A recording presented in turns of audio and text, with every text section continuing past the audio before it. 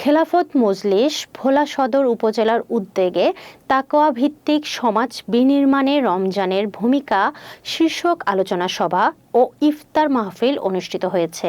মঙ্গলবার 18 মার্চ বিকাল 4টা ভোলা জেলা পরিষদ হলরুমে পবিত্র কোরআন তেলাওয়াতের মাধ্যমে অনুষ্ঠান শুরু হয়। ভোলা সদর উপজেলার সভাপতি মাওলানা মোহাম্মদ আব্দুল কাদেরের সভাপতিত্বে এবং সাধারণ সম্পাদক মাওলানা মোহাম্মদ সাবেদ হোসেনের পরিচালনায় অনুষ্ঠানের প্রধান অতিথি ছিলেন খেলাফত মজলিস ভোলা জেলার শাখা সভাপতি মাওলানা মোহাম্মদ আবু জাফর আব্দুল্লাহ। প্রধান আলোচক ছিলেন আলহাজ মাওলানা মোহাম্মদ মোবাশিরুল হক নাইম। বিশেষ অতিথি হিসেবে বক্তব্য রাখেন খেলাফত মজলিস ভোলা জেলার সাধারণ সম্পাদক মোহাম্মদ হুমায়ুন কবির ও সহসভাপতি আলহাজ মাওলানা অধ্যক্ষ মোহাম্মদ সালেহ। অতিথি বলেন, ইসলামী আন্দোলন কর্মীদের ত্যাগ ও সংগ্রামের মাধ্যমে নিজেকে গড়ে তুলতে হবে।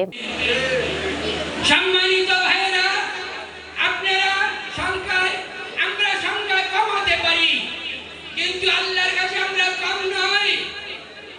আমরা হব হযরত ঈসা আলাইহিস সালামের সৈনিক, আমরা হব হযরত ইমাম মাহদীর সৈনিক, আমরা তাদের খেলাফত রাষ্ট্র সারা পৃথিবীতে খেলাফত প্রতিষ্ঠার প্রথম অগ্রগণিক সৈনিক।